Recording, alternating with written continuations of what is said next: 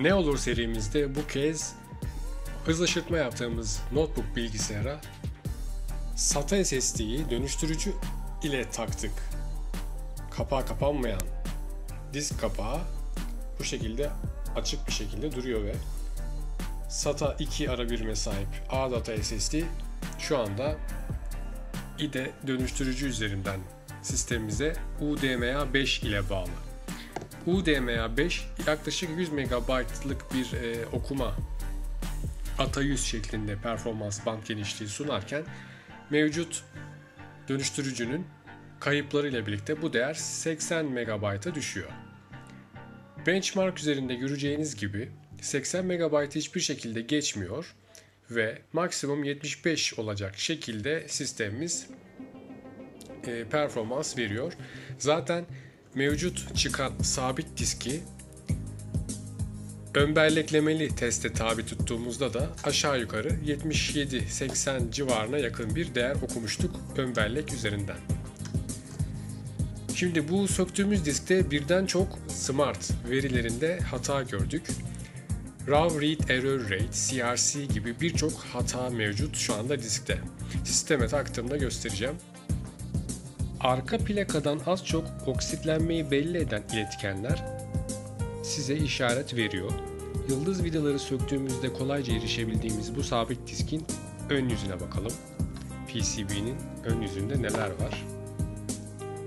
Diskin kafa kısmına giden iletkenlerin devre kartındaki karşılığı oldukça fazla. Gördüğünüz gibi iletkenler kararmışlar. Bu yüzden çok fazla veri bozulması veya dosya okuma hatası almamıza yol açabiliyor. Burayı temizlersek diskin biraz daha kullanım ömrü kaldıysa kullanılmaya devam edebilecek. Hatırlarsanız etanol ile elektronik temizlikten bahsetmiştik. Yine burada da etanol ile ön bir temizlik denemesi gerçekleştiriyoruz. Alkol, tiner gibi çözücüleri, aseton, amonyak burada kullanabilirsiniz. İletkenlerin yüzü gözü açıldığında diskimizi geri montaj edebiliriz. Tabi aynı şekilde silgi de kullanabiliriz. Biraz yüzü gözü açılan iletkenleri şimdi silgi ile daha da temiz hale getirebiliriz.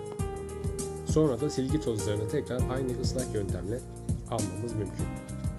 Fiziksel olarak sürtünme her zaman daimi bir temizlik sağlayacaktır. Aynı yöntemin yıllardır bellek iletkenlerini temizlemede kullanıldığını biliyorsunuz. İşte bu sayede iletkenlerimiz çok daha iyi durumda. Bu işlemi yaparken çevredeki bileşenlere de dikkat etmek lazım. Hemen kenarda 2 tane küçük SMD direnç var. Onları kopartmamaya özen gösteriyoruz. Bu yüzden silginin farklı keskin köşelerini, kenarlarını burada daha hassas ve ince çalışma için kullanmak mümkün. Oluşan silgi tozlarının da aşağıya döküldüğünü görebilirsiniz.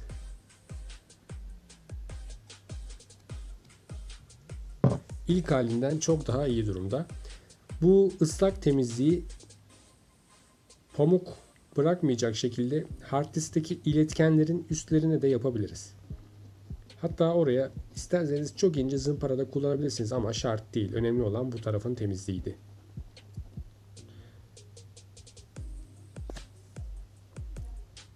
Bu tarafta tabii ki pamuk ipliği bırakmak istemediğimiz için daha çok bas bırak, bas bırak, dokundur, kaldır şeklinde pin ıslatması gerçekleştiriyoruz. Daha sonra da üfleyip buranın kurumasını sağlayacağız. Şöyle bakalım, herhangi bir pamuk parçacığı yok. Güzel. Elinizde bu tür masaüstü hard disklerde de aynı işlemi uygulayabilirsiniz. Bakalım burada herhangi bir tarih bilgisi var mı? 2002'den kalma bir ürün olduğunu hatırlıyorum bunun. Burada bir numara konmuş ama o konuda net bir bilgi yok. Bu da eski bir notebook'tan çıkma.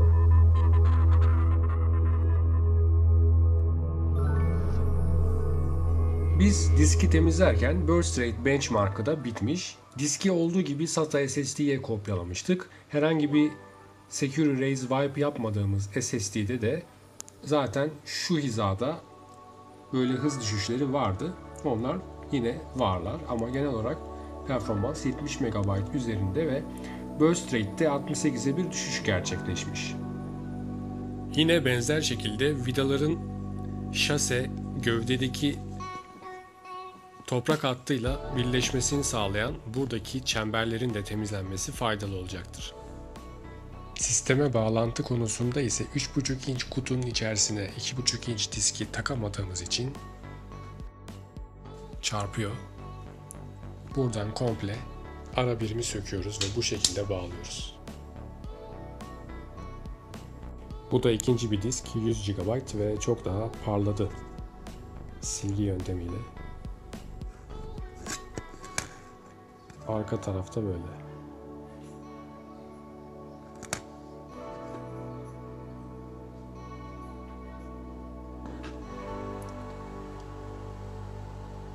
Eski sabit diskteki low level format tamamlandı. Şimdi SSD üzerindeki Windows 7'yi SFC Fix ile onarıp sistemi biraz daha kullanılabilir hale getirip üzerindeki bozuklukları da tamamlayıp temizlik işlemlerini bitirdikten sonra SSD'yi tamamen bu low level format atılmış hard diske tekrar taşıyacağız doğrudan. 75 derecelik CPU sıcaklığımız ile herhangi bir hız düşürme yapmadan overclocklu bir şekilde çalışan işlemci gördüğünüz gibi burada efektif bir şekilde güzel bir bellek kullanımıyla Windows 7'yi şahane bir şekilde çalıştırıyor sistemimiz. 2 GB bellek, şahane bir RAM kullanımı, overclocklu bir işlemci ama o işlemcinin bir dezavantajı ise fiziksel adres uzantısını desteklemiyor oluşu. Bu yüzden Windows 8 kurmakta modlama gerektiriyor. SFC Fix günlük dosyalarını inceleyip arızaları gidermeye çalışan güzel bir uygulama. Eskiden Combo Fix vardı hatırlarsınız. Windows XP'de temizlik ve onarım yapıyordu. Bu da ona benziyor. Tabii onun gibi virüsleri tarayıp temizlemiyor. Bu daha çok sistem hatasında SFC Scanlav yaptığınız zaman aldığınız iletileri onarmak üzerine çalışan bir uygulama. SFC Fix bulduğu dosyaları onarabilmek için Windows DVD'si talep etti. Biz de şu an elimizde DVD olmadığı için flash bellek üzerinden bu isteğini gerçekleştirmeye çalışacağız. Tabii çıkarılabilir disk.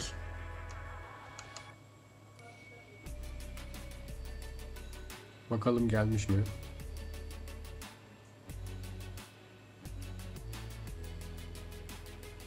SanDisk'lerin maalesef böyle bir huyu var. Bazı Yonga setlerinde ilk taktığınızda çalışmıyorlar. İkinci, üçüncü kez takmak gerekiyor veya sistem kapalıyken taktığınızda çalışıyor.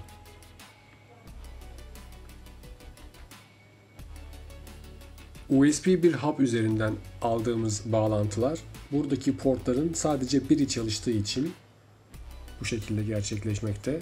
Bakalım aygıt geldi mi? Evet, flash belleği çalıştırmayı başardık.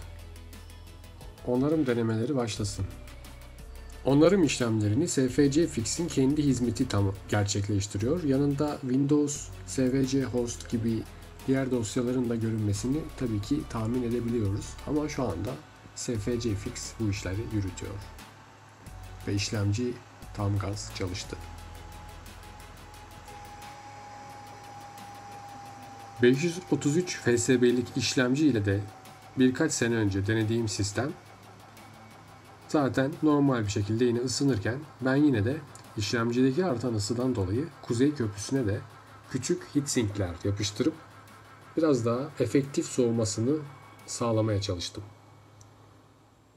47 derece falan var.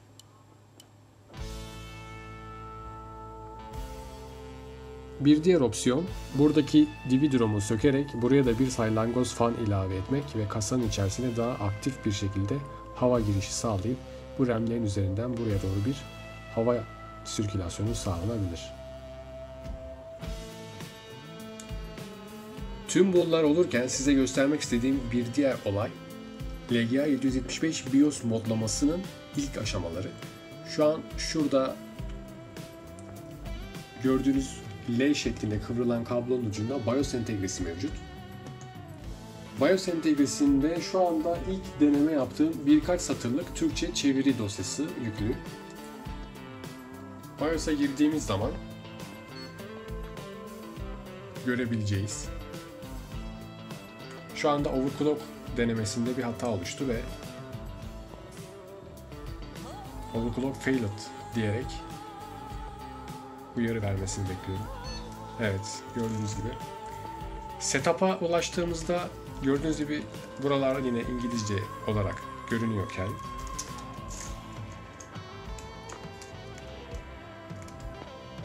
gelişmiş sekmesi görüyoruz. Başlıkta BIOS ayar aracı iletisi görünmekte. Chipsetin içerisinde yine çok fazla bir değişiklik yer almazken burada tüm eşik aygıt ayarları diye de bir yeni başlık görebiliyoruz ve burada ön panel tipi diye de yeni bir kelime daha yer almakta. Gerçek dil dosyası üzerinde henüz çalışmalarım bitmediği için ilk olarak küçük bir dil dosyası modifiyesini bu şekilde denedim. Overclock profillerimizin bir kısmını görüyoruz. İlk 4 tanesi silinmiş. Sanırım 7 numarada silinebilir. Bu uzatma kabloyu kullandığın zaman bazen böyle overclock profillerinde silinme durumu oluşuyor.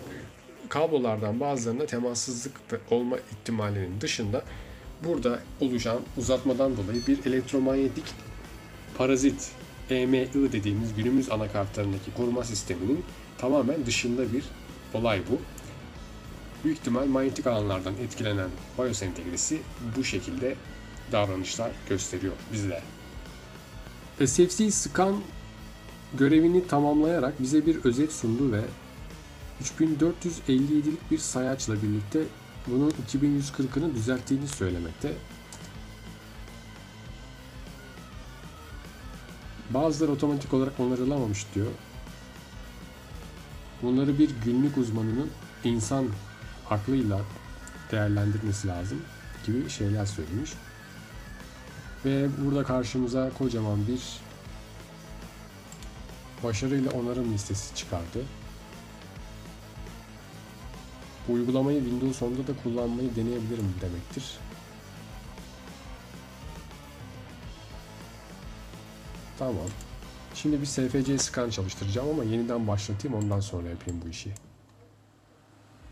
SATA SSD'nin IDE dönüştürücü kartıyla kullanılmasından dolayı şöyle bir dezavantaj söz konusu.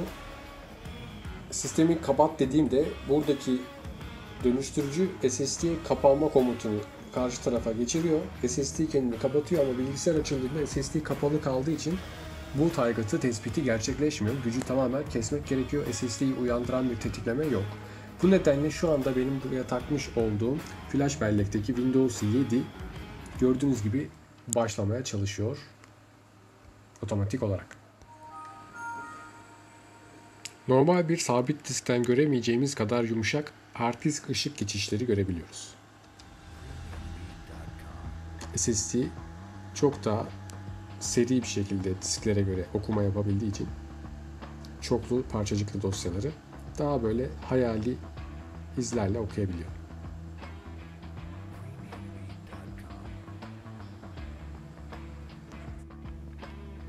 En çok ısınan çipler tahmin edeceğiniz gibi buradaki denetleyici.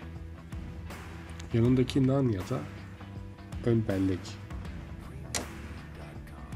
O da ısınabilir tabii ki ama en çok bunlar ısınıyor. NAND yongalarda el yakacak kadar bir sıcaklık olmadığı gibi 70 dereceye de çıkmalarını beklemiyoruz. Ama burası sıcak. Şu anda 40 derecenin altındalar. En çok şu ısınıyor çünkü denetleyici bu. Bunu metal kutuya koyarken bir termal pet heatsink ile bunun üzerini metale yaklaştırmayı deneyeceğim. En azından sıcaklığını metal gövdeye iletsin ki daha sağlıklı çalışır. SSD'lerde ısınma olduğunda performans düşmeleri oluyor biliyorsunuz.